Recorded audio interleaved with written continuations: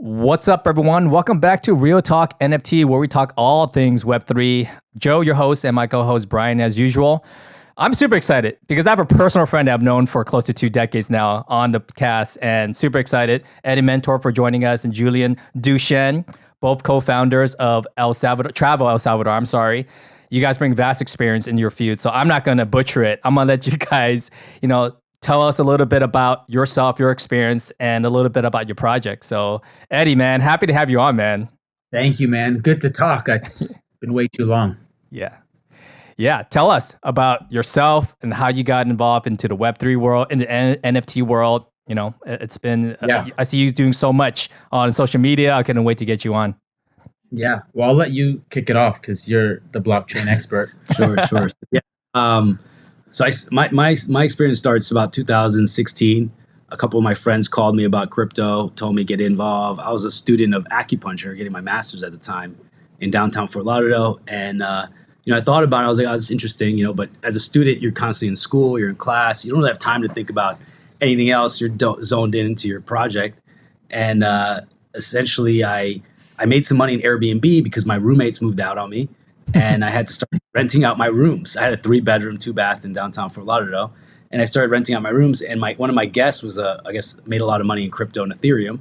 And he told me about crypto. So I said, here it is again. The fourth time I'm hearing it from various random people I'm meeting in my life. So I said, I got to get involved in this. So I put $3,800 into Bitcoin through a buddy of mine. And then I found out about another coin called Factum. I put my money in there and then it shot up. And then I said, wow, I made a lot of money. I made over 6 figures. I decided to buy a house and expand my Airbnb business that was just in an apartment, and in another house I was arbitraging. And then I called it the Bitcoin Mansion. And ironically, I bought the house and the guy's last name was Buletti. He was an Italian guy. And on the gate was a B, giant B.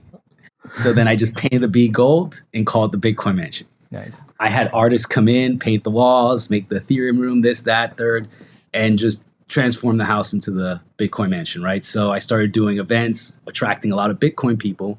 And at this point, I was like all in crypto when I saw how much money I could make. So I started attending every event I could go to and bringing everyone over for free to my house to see hackathons, events. And in 2017 in Miami, because the house is in North Miami, I did an after party for the North American Bitcoin Conference. It was at the Clevelander in 2017. Bunch of big VIPs came by, about 100 people. One of those guys was a gentleman named Nick Spanos, and he told me about tokenization. He's like, you should tokenize this house. And this is a guy that's, was a pioneer of Bitcoin and what it is today. And he went up against the SEC, and he had the first bit license of New York. Nice. And a very influential person in the space. Won the Lifetime Achievement Award for cryptocurrency. I still stay in touch with him. And so I learned a lot from that experience. And so essentially in my back of my mind, I was like, tokenization, I got to get into this, and real estate, I got to combine that. Nick Spanos told me this. So it always stayed in my mind. And then 2019 came around. I was like, I'm going to launch a token.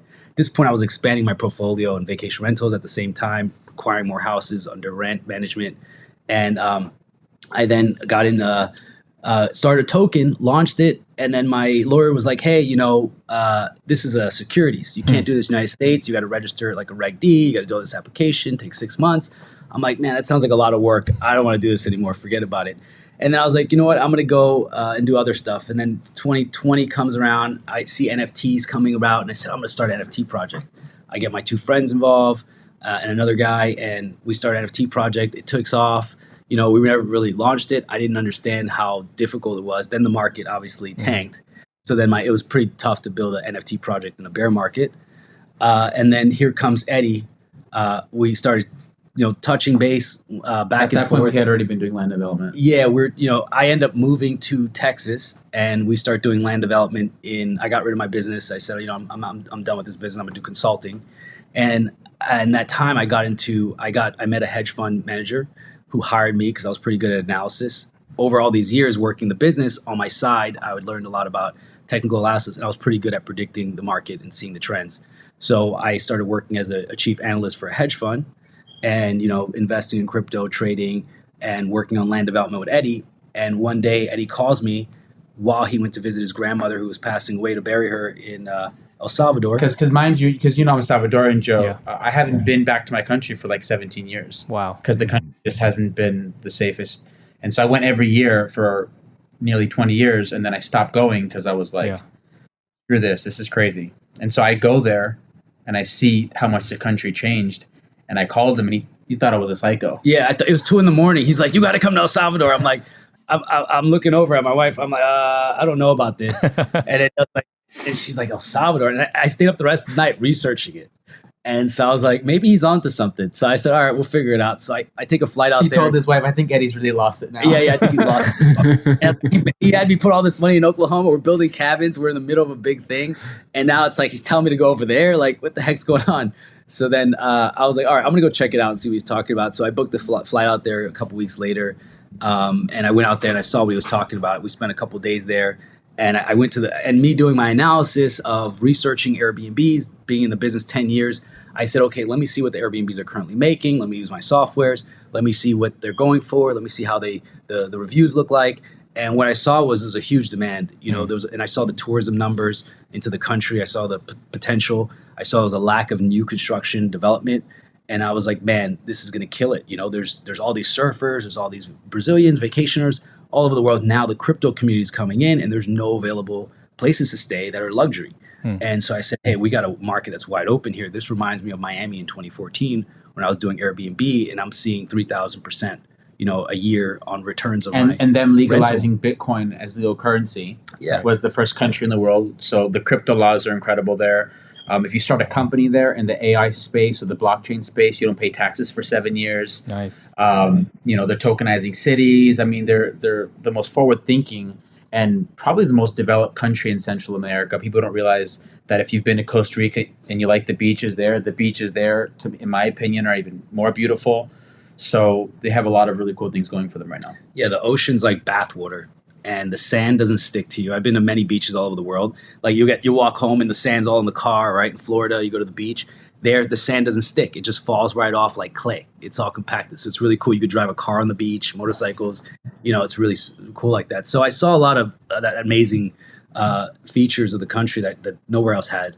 And so I said, look, this is prime. It's a small country. The real estate's going to explode here. The technology with blockchain availability there.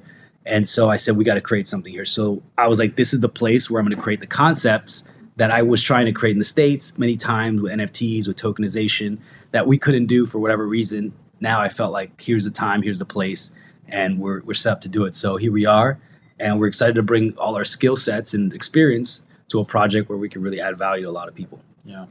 Wow. Yeah, this is no easy undertaking. I've been following Eddie's social media for a while, and you started off like Eddie's trekked literally into a forest or a rainforest, and he's like, this is where it's going to happen. And then like fast forward a few months, and then the roads are finally getting paved. I'm like, what is he doing? Is he building a city in El Salvador? So I found it just so progressive, and I was so proud, to see you guys doing what you're doing. The regular people just know, El Salvador is doing Bitcoin, but I don't think the people understand like Bitcoin City. Personally, I didn't. And I didn't understand a lot of intricacies about El Salvador. I still don't. I want you guys to educate me, because Eddie said something on one of his social postings on Travel El Salvador that caught my attention. He said El Salvador is like one of the safest Latin countries today. I'm like, wait, really? I'm like, well, that's pretty cool. And it's the safest country in the whole Americas right now. Really? Two homicides in 500 days. Jeez, yeah. Wow. That is so news. Some cities in America, there's like, 2 homicides a month. So it's like, to for that long to go without any violence, serious violence, is pretty incredible. And you go there, you feel so insanely safe. Yeah. The country is a small country. It's the size of Massachusetts. What I did is I did my analytics, and I saw that there's about 5 or 6 million in the country, and there's 5 or 6 million outside the country. And they all left, obviously, over the last 30 years because of the violence previously. But now that it's really safe, they're all going to come back, right? So what are they going to do? They're going to want to buy real estate and move in there and start businesses and go back to their beloved country, and that their mother and fathers or their mother and father themselves are going to go there. So what I saw is like there's about at least 1 million people come back to their country. Let's say it's like 20% come back, and they're going to invest in the country. And what's going to happen, because it's such a small place and there's not enough real estate, there's limited supply, it's going to explode in value.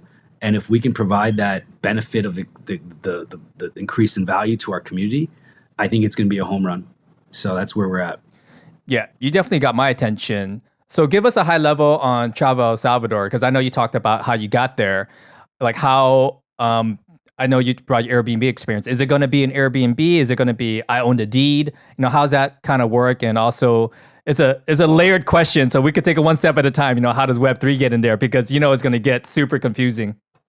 Totally. So phase one initially, when we started 14 months ago, it was just to accumulate as much land as we can.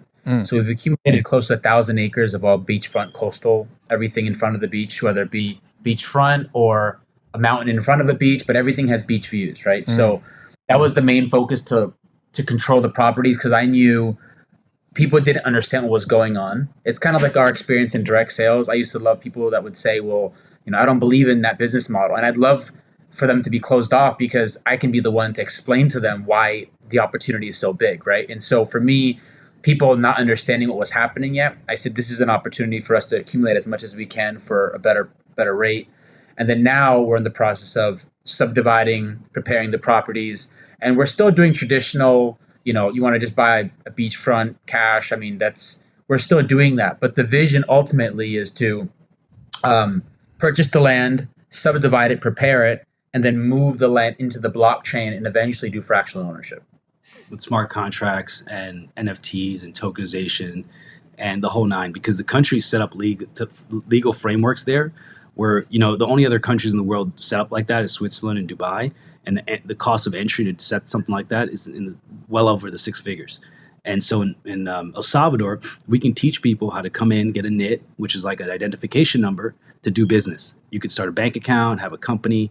And if you move your company there, the incentives are huge, especially if it has anything to do with technology, not just crypto. And so we figured this is an opportunity for entrepreneurs to transition their business model into this country where it's booming and the technology's set up, the benefits are set up for that. So that's one of the things. Most people are moving to Dubai, but if you look at the entry cost to get in there and the laws and the rules, it's a lot, and there's still about a 5 to 7% taxation. It's far too, and yeah, and it's really far, right? You can go to El Salvador from Dallas or Miami for under $200, like one way. It's amazing. So some of the times we've seen tickets for $90 with Avianca. Personal taxation question. I worked in the domain industry for 11 years, and a lot of the shell companies in the domain name industry were in Cayman Islands. And then I have a lot of crypto friends, or not a lot, like a handful that moved to Puerto Rico. What's like the personal tax rate for someone that's not starting an AI company? You know, let's say I want to tax benefits because I just trade a lot of NFTs or crypto. What does that look like in El Salvador? So 30%, but obviously, I mean, write-offs and it's not much different than America. Okay. I'm not sure of the tax brackets and how that exactly works. I want to say it's a flat rate, but I'm not 100% sure on that. Well, the cool thing is, one of the founders, which is me, I'm the president of a company called Wealth USA currently, and that's my bread and butter as we do development and build in El Salvador. And some of the things we do is very complex trust and insurance policies to help structure your estate planning, and you can actually transfer over your NFTs and cryptocurrency into a trust account, and you can defer the taxes into the future, which is ever just 100 years if you want. So that's something we do as a service. My mentor and founder of the company is 83 years old, and he's been doing it for 58 years. So these are like some of the resources we want to bring into our community members. So we call it like a private member association. Nice. And we, as a face, but really it's NFTs in the background with access passes and tokenization. But NFTs right now have a negative. We want to simplify the process. Yeah, we want to make it so that everyone can get involved and not just NFT people, so that it's like they're not afraid. They're like, oh, NFTs, I heard those are bad. Right. And so we want to call it a private member association. Hey, get in, get all these benefits, access to resources, get Eddie as a service provider. It's only 222 members initially, very scarce. So, we want to help you guys get into El Salvador, structure your trust structure, whatever you need as far as what we can provide in our resources and networks, we're going to give to our community essentially. And there's no cost to the trust, by the way, going through us. Nice. That's huge, because the trust could cost $25,000 to $100,000. Yeah. And then to complete on the final phase. So the idea is to prepare the land, get it ready, bring it to market, which is what we're doing right now. And then the vacation rental aspect is we're simplifying. So we're developing all over America right now, and we're bringing the same model that we did in America, which is we sell you the parcel, we build your home, but then we run the vacation rental for you. Yeah. And so a lot of people, like if you want to lose your mind, try to run an Airbnb when you don't have Airbnb experience. It's like running a restaurant with no restaurant experience. It's like the biggest headache. It's the biggest stress you could possibly do. Yeah. So when you have it turnkey, and then we also control the community, then the community wins too. So for example, let's say you host a wedding, right? So if I want to host my daughter's wedding at a venue, and there's only one house, that doesn't help me much, because weddings are the one thing in the year that people are willing to spend crazy amounts for. So if we control 10 units, maybe we don't own them and we're managing them for our clients, right? Now we have 10 houses that we can put together for a wedding. Now we can charge 3-4x. Now the whole community wins, and no headache and no stress, right? And so these are the type of things that we can do on the upside for a client. And then also the experience that he brings with knowing how to like just bring that hospitality. So we're a real estate development company with a tourist and hospitality background as well. That's amazing. What type of timeline are you on for the whole fractionalization and just kind of the specifics behind how do we get in on it? Yeah. So we're anticipating probably like middle of summer probably that we are going to be able to fully go live with fractional, like fully. It may happen sooner, but we want to be super conservative and make sure that we do it right. There's going to be a lot of other things that we're going to do before then, like way before, like DAOs. We're going to be able to create like a clubhouse where everyone on the blockchain owns that together. But the official like owning shares on the blockchain and paying dividends and all that, we're being really careful and really taking our time with that. Right now, we're just really focused on building that community. Travel El Salvador again is the company, but then we're the community that we're building everything around is El Salvador Luxury. The code for El Salvador is SV. So SV Lux is the community access pass. The website is going to be sv.luxury. I think it's up right now, but it's not completed. But it'll be ready in the next 2-3 days. Funny story. Dot Luxury is actually was one of my clients. I actually know them personally. The people that own Dot Luxury. No way. Yeah, coming full circle here. It's great. But our website, our regular website is travelelsalvador.io. Awesome. Can you tell us a little bit about that NFT access pass? I know the drop's coming up soon. Maybe you can give us details if you can, the price and supply and whatnot and benefits that come along with it. Yes. So there's 222 of those. It's an elite pass. We're going to drop many other ones after this, about 5. And the first community, the 222, are going to get benefits from the other ones. So it's kind of like first mover's advantage. You come into our first NFT project, and now as we release the other collections, you basically have 20%? We're doing 20%? Yeah, so what we're doing is that we're taking 30% of all of the rev share that comes in through the community, and we're giving it back. Mm-hmm. So the Elites pass, every Friday, 8 o'clock, there's going to be a rev share payout. Nice. And so all of the volume that came in from the NFTs, and eventually, NFT can be a pass on a jet ski. An NFT could be stay in a home, right? We're going to accumulate a lot more rev share. And so just by you holding the NFT in the early stages, that first mover advantage, you're going to get paid out rev share weekly from just holding it. Well, another cool thing is our company has a plane in the country. We own a plane. We also own it's not a big plane. It's a 9-passenger plane, but it's pretty cool to have it in El Salvador. So like we can go to Nicaragua, we could fly there, Costa Rica within 45 minutes. So being part of our community, you have access to this plane, and because El Salvador is such a small country, you could see everything in a week, right? Then you're going to want to be like, oh, I wonder what Nicaragua is. I wonder what other places in Central America, these that are safe in the nearby area, we can go to and fly into. We can provide that service, and then we also have access to helicopters. We have a vehicle to pick people up. So one of the benefits of holding our pass is you get transportation. You get picked up and dropped off at the airport. You get access to our homes kind of prices and experiences. And we just, another thing is we haven't really touched on a little bit is like what made us motivated to do all this. And, Eddie and I believe like, with the uncertainty of the world, all this turmoil in different countries, potential war breaking out, El Salvador is a neutral country. Politically, they're not involved in a lot of the other things going on in the global stage and don't have any disputes with any other countries. And so there's nothing really that, oil or anything to take from them. And they kind of operate with other countries that aren't in situations of part of the war. So the bottom line is we see it as a safe haven potentially in the worst case scenarios on the global stage. So like in Canada, where there's a lot of laws and rules. People aren't really have their rights are being violated a lot by the government. And even in America, we see a lot of weird things happening. Right, the banking systems now drop their responsibility from 10% to 0 of your capital. So now there's no reserve necessary for them to have in the banking systems out of last year. So it's like, what happens in the worst case scenario, bank collapse, United States, and a financial crisis? Will there be riots? Will there be civil unrest? These things concern us, and we're like, we have families, and so we're like, how can we set something up now and prepare people to say, hey, there's an alternative. You can come to this country. We can help you get a NIT, help you get citizenship in the worst case scenarios, and ride this thing out. We're not like doomsday guys. The end of the world's happening, but we do believe, there's going to be some unrest and some issues coming forward in the future.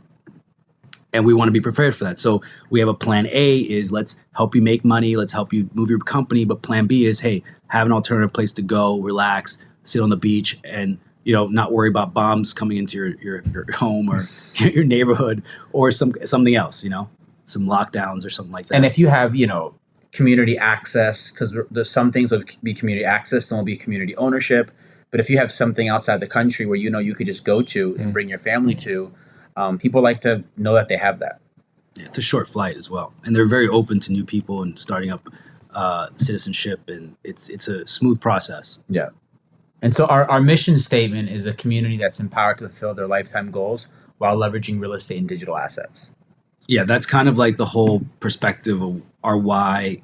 What we're trying to accomplish here is to help people leverage real estate and digital assets, while helping them with anything else they need that Eddie and I provide us, in our experiences of our years of working with teams and business.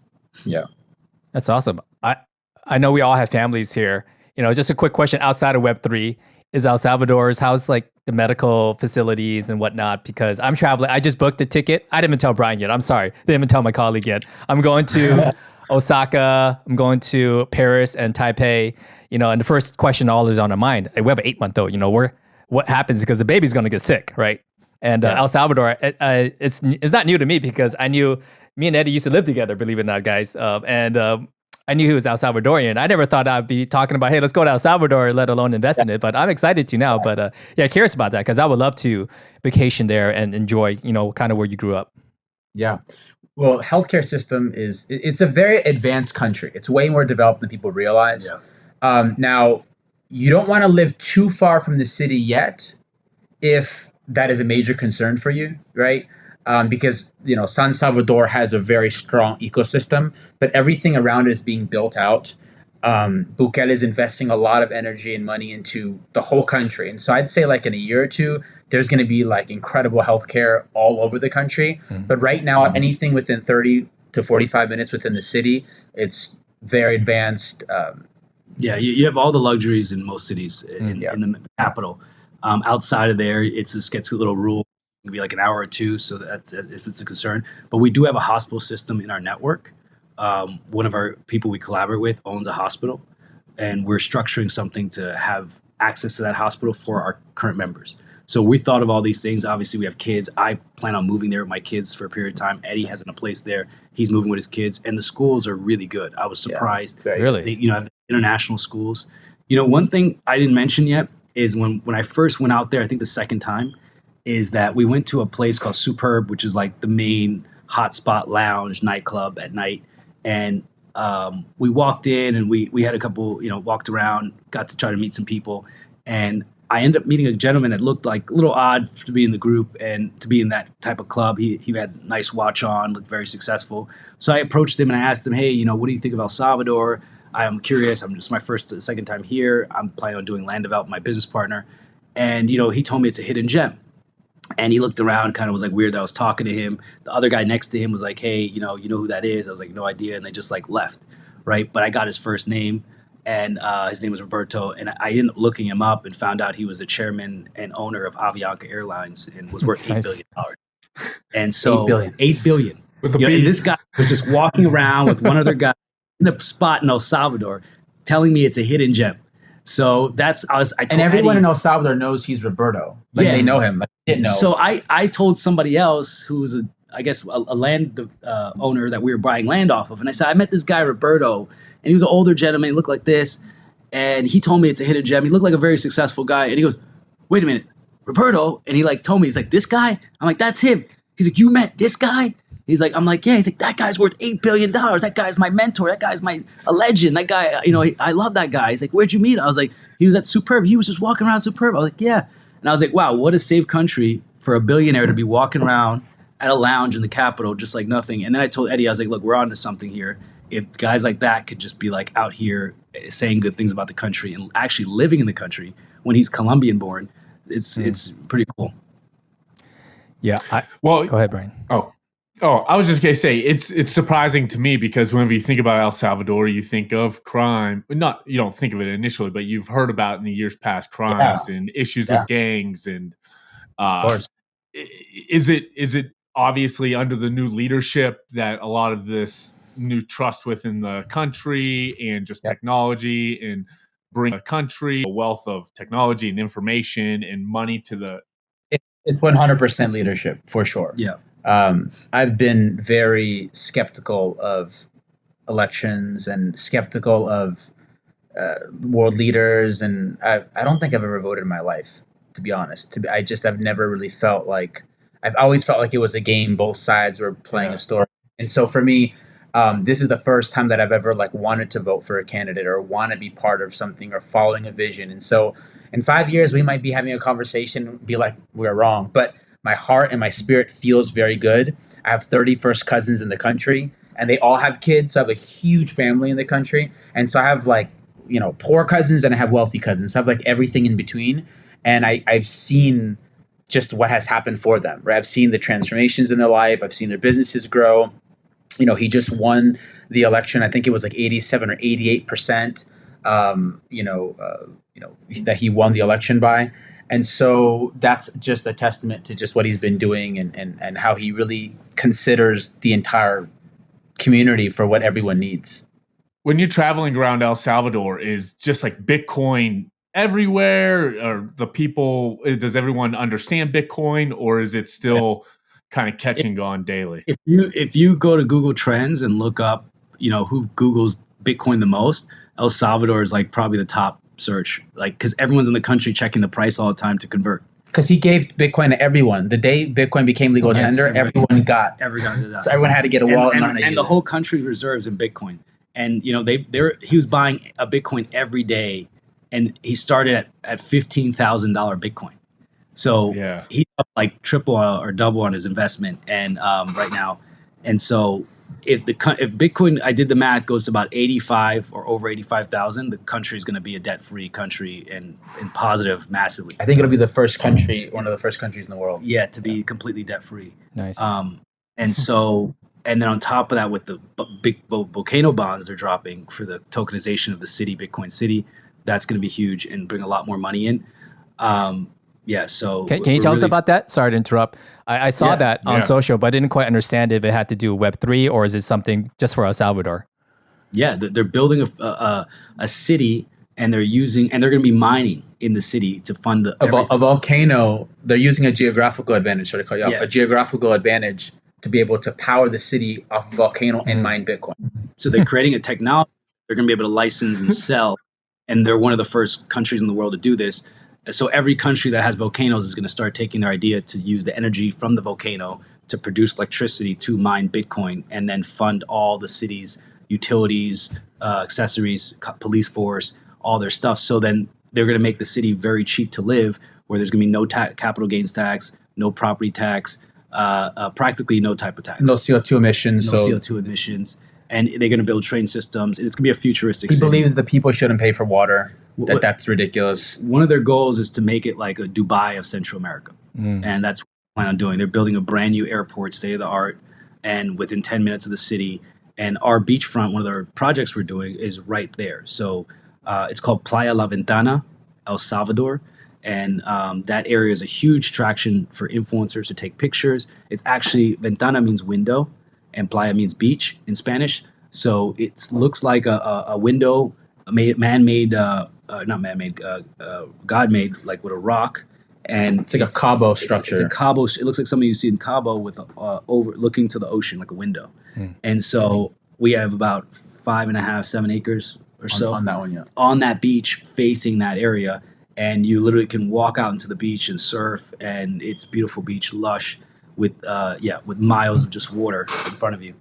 And so we're building about 30 homes on one side, and possibly a hotel. So we own that land all like in front, and so we're really excited because now people can either buy in straight up, like, hey, you want a home, put a deposit by, get a deed, and you can purchase a home there. We'll help you build it, and you pay out like quarterly or so as the home gets built, and you can come see it.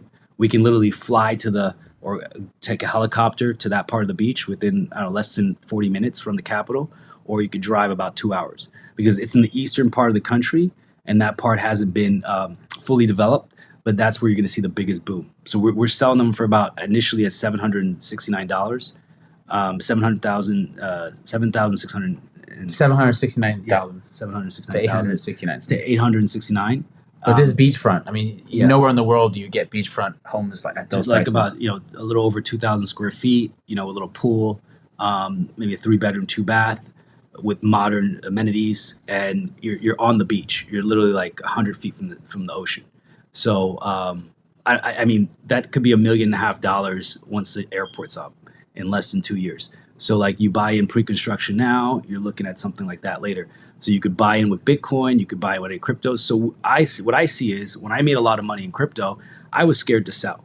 I thought about the taxation, I thought about all the stuff. I'm like, man, so I stayed in, and then what happens is it dropped, and I said, I'll wait a little longer. I was literally shopping for apartments and compensating, should I sell and buy this apartment? And then in that time, it dropped 30% and 40%. Next thing you know, I'm down 80% on my portfolio, and I didn't get a chance. So I think this would be a great opportunity for people without having to cash out into a bank account, just send over the crypto, defer the taxes into the real estate, and be able to purchase a property over there and have their asset produce them a cash flow monthly on Airbnb and have a place to go. That's beautiful. Whew, man, you guys are doing it sounds like utopia almost, for crypto people like you, like most people is like, oh, whatever. But for crypto, Web3, NFT people, wow, a city that accepts cryptocurrency funded by Volcano. And, it just sounds like so futuristic, like you said, like it shouldn't even exist yet, but you guys are, obviously developing it. It sounds super exciting, guys. Yeah. Yeah. There's so much technology, like magnetic technology. We've had the technology to use magnets to push cars. I mean, like all these things that are so forward thinking, it's happening now. The future's here. And so 14 months ago, when I heard him talking about all these things, I said, we might be making a really bad call, and we invested millions of dollars into this project. But we said, if this ends up happening, financially it's going to be amazing, but the amount of people we're going to be able to help and transform. And it's the reason why I got into direct sales 20 years ago is that I love building communities, helping people, adding value. And I just said, man, what better place to do it than a country that's sovereign like this, that has this vision. Yeah. So the really cool thing is that it's totally ground floor. So there's no restaurants. They're literally just like breaking soil and determining the city lines. So in Bitcoin City. So with joining our community, some of the resources we're going to give are the plans to that city. So like now, if you have a vision of owning a hotel or a nightclub or a restaurant in a brand new city, imagine, right, ground floor, you're the only one, and you say, hey, this is going to be the center city.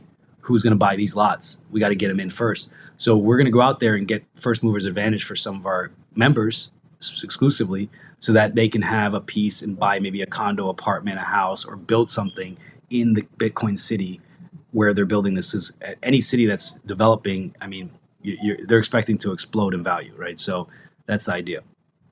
Wow. There's so much like investments happening outside of the world, and I'm very bullish on undervalued markets. My wife is Cambodian, so in Cambodia, even a lot of our friends have went to invest there, and they're doing really, really well right now. So finding opportunities like this is probably once in a lifetime. It looks like you guys have definitely stumbled on something. And there's always a saying, follow smart money, and definitely you guys are well capitalized, I believe, and you guys are Americans. I didn't ask your background, Julian. Are you a Salvadoran? You're not El Salvadorian, right? You're not even a Salvadoran. Yeah. I just see the transition of global economy, and we're going into a global economy. It's like you can work and live anywhere now.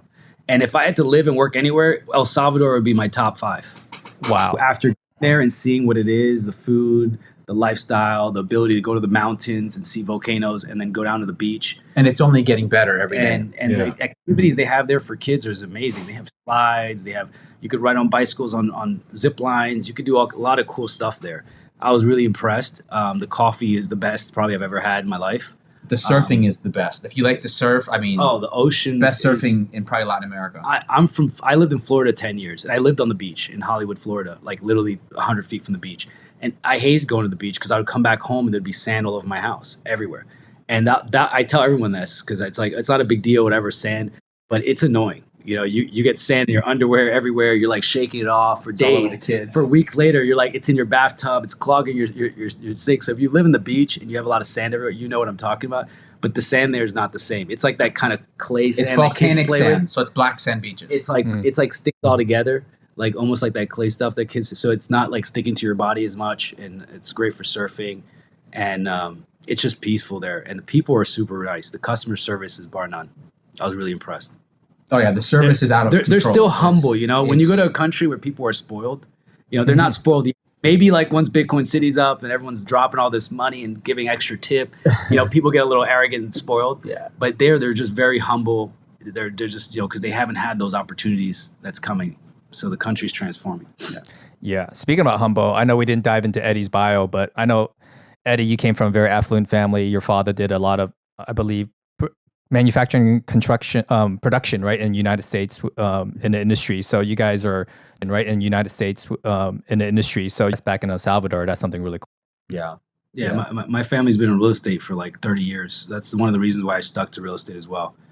And my dad, they came here as immigrants, and my dad was a mechanic and my mom was a clean lady, and they literally worked their way up, and real estate was what constantly appreciated. So I knew I was always going to do something in real estate. So while I was in school, I was like, you know what, I'm just going to get involved in Airbnb because it has to do with real estate. So definitely was one of the reasons. So when I can combine digital assets and real estate here, it's a no-brainer for me. Yeah. And, we didn't mention this, but we're launching our own token with the NFT project. And so the ecosystem of Travel El Salvador, the token is called Ladybug. Interesting. Which is a long story that we could talk about another day. Yeah. But basically, there was just so many divine interventions that happened when we started this project. Yeah. When we first went down this road, I'm like, man, I moved my family down here. My wife's like the queen of Dallas, so she loves it here. So for me to pull her out of this, pull Julian and his 3 kids, we've learned indirect sales and net marketing. Like, it's a big responsibility where you bring people and how you lead them. And so I'm like, man, am I taking people down some crazy journey? And so we actually went into the mountains and fasted for a few days on just water and prayed over the creation of this company. Like, is this what we really want to do? And during that time, there was all these ladybugs that just kept coming into our life. Like, everywhere we would go, like land on our finger as we're talking about it. I'm like, there was another one. Like, what's going on with these ladybugs? It was only when we started thinking about this idea of Travel El Salvador. Like, hey, let's call this person about so-and-so, and we're calling him, and we're like, a ladybug shows up, and we're like, dude, what? And they were all gold ladybugs, like the color of Bitcoin, like literally, right? Yeah. So that was, we can tell one day. I'll tell you this story. Yeah, we're like, look, let's just call the token ladybug because there's something symbolic here. Yeah. And then we looked up what ladybugs mean, and they're like good luck, new beginnings. So we're like, that's it. And it's universal. So it's really interesting. So we thought it was a cool name. That's really cool. I'm going to pause you right there. I'm in San Francisco. You guys probably didn't watch the football finals, but there was something called the Ladybug catch that a San Francisco wide receiver last week, he saw a ladybug, he made the crazy catch, bounced off the helmet head. It's called the Ladybug catch. Which just means that I should just put my life savings with you guys because, that's kind of what the message is. 90% of your life. Dude, it was we're in a restaurant. I'll tell you, notice we're in a restaurant and we're at the back of the restaurant. This is like a long restaurant, right? And we're at the back and a freaking ladybug, as I'm talking about it, I wasn't talking about it all day. And as I'm talking about Eddie and this project and everything, a ladybug drops on the person's leg that I'm talking to. And he's just like, where the heck did this ladybug come from? We're inside, like sealed. And like you start, and I was like, I had to call Eddie, like, oh my God, it happened again. It's just like, so that's where it was like, all right, it was about 4 or 5 times. It was incredible. Wow. So we some symbolism there. Wow. But yeah, the one thing about NFTs, I think most people are scared of is the pain of losing money, right? They've lost money and they're upset. They're frustrated. Oh, crypto, NFTs, I lost money. We wanted to create a project where there's like no way you could lose, right? And I have a reputation. We're putting our face on the project. We want to create an environment where people are going to win. They're going to get value regardless. So that was one thing I told Eddie, look, if we're going to do this, like that was one of the reasons why I did vacation rentals, because I wanted to provide a service that is like guaranteed, which is a house in Miami. You can't lose. You got a place to stay. I can negotiate the price with you. You can figure out what you want to pay. And I love customer service, hospitality, and that's my thing. And that's why I was so good at Airbnb, because a lot of it is hospitality, like 90%. Like the house could be total crap, but if you treat the people right and give them a good rate on the price of what they're getting, they're happy.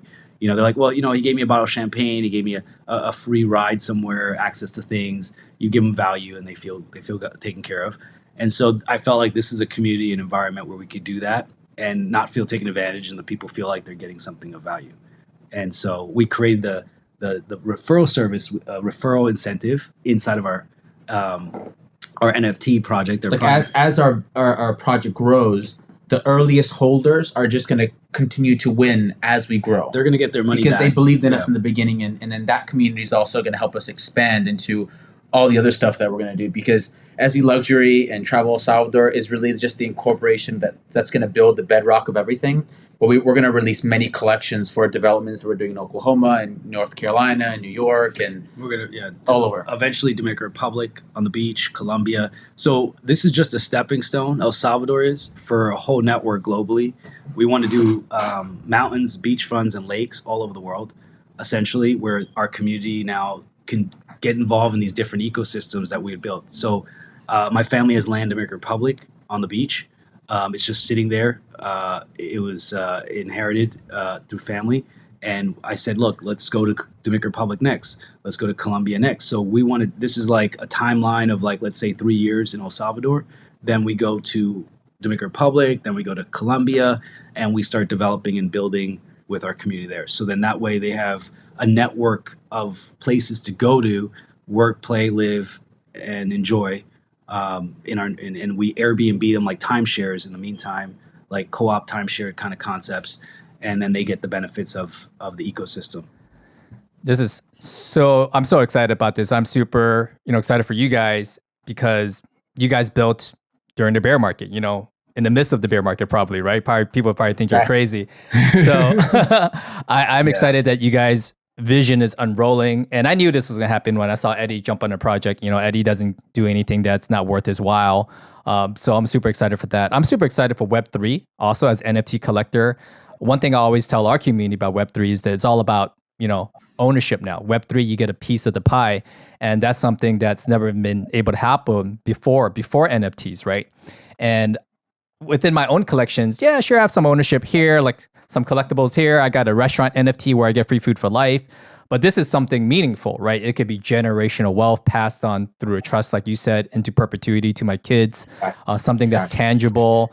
That's something that's been done very lightly, probably because of regulations in the United States. They wrapped a house within an LLC and then have the LLC transferred NFT through an NFT. But that's different than what you guys are really doing. You guys are going in depth with fractionalization, tokenization. So that's something very meaningful for Web3 ecosystem. Put a lot of money into the project already. I mean, securing the land was step one, and so a lot of projects, they're just not backed by anything. They're just they're not. I saw Gary Vee the other day. He was in an interview, and someone asked him like, NFTs. I don't do those things, and he's like, what do you mean? Like NFTs are the future, and he's like, well, some of them don't work out. He goes, yeah, so do 99% of the App Store. right? So does the App Store not work? No, it's a very important tool. Yeah. It's like 1% of the apps are going to work. And so we want to become one of, if not the best real estate NFT community that was ever created. Nice. Yeah, I think we have to dive more in depth in the future on the next episode about the tokenization, about your progress, because me watching your progress on social is a lot different, than where it's going to be a few weeks from now, because, Web3, NFT land, it moves so fast. The moment you think you got something, well, here's another curveball, another benefit that you can, provide to community. And what I like about your project is that it seems like it's going to be super interactive with the community, because it's going to be based off of the success is going to be based off the community, right? And a lot of NFT degenerates like myself, they don't like to say it, but they want to be the ones benefiting from everything, being the earliest adopters. Right, And that's like the exactly. biggest, that's the biggest gripe in NFT land today, because, they're like, oh, we bought this for whatever, and we don't see any benefits. But I really like that this has that built into it, so I'm super excited to go down there, even to see it myself. You got to bring me one day. The next one has to be there. The next podcast that we do. So we're in the process right now of securing something called the Bitcoin Mansion in El Salvador. Luxury boutique hotel. So we got to do that interview there. Did you see any videos or pictures of it? Well, let's secure it first before we. Yeah. Or you've seen our website though, right? You've seen Travel El Salvador. Yeah. You can see the types of stuff we got going on in the mint page. It's awesome. Yeah, what I love about you guys is like you guys are exactly like I mentioned earlier, capitalizing, doing stuff. You're not raising the money to do it. You're like doing it, right? We're we're not. This is our rock. Exactly. Like we're going all the way till it's done. Exactly. Yeah, I'm super excited, guys, and I can't wait to dive more, hopefully not too far from now, to get you guys back onto our NFT summit. We're going to do like a Web3 summit and have you guys talk more about that. But until then, we're going to put all the details down below of how to get involved with, SV.luxury. I would like to be one of the first 220 right here. I'm excited. I mean, the bunch of all the NFTs I buy, don't really make me life long income. This is probably one of the better ones that I don't have to sell my wife on. Right? That's funny. Well, the cool thing is that when we go live we're debating between the first 24 or before the first payout that happens. But there's going to be 3 tiers that we're going to launch with initially, which is the Elite Pass, the Executive Pass, and then there's going to be a Founders Pass later. But the Founders Pass is going to be more like a Costco membership. When you come into the country, you're just going to have discounts, but they're not going to have the benefits of the elites and the executives. But we're going to launch something in the first couple of days, and it's like the people that were like the ride or dies, like the ones that were like really in, and those are going to be the elite founders. And for history forever, there's going to be all kinds of benefits of like free airdrops, free collections, the value over time. Our goal is to like 50x their initial value, but sometimes people they have that hesitancy, and we want to really reward the ones that were like with us in the beginning. Yeah, you don't got to tell me, Eddie. I spent $5,000 on an on-chain monkey with a promise of something coming. you guys are actually doing something. Yeah.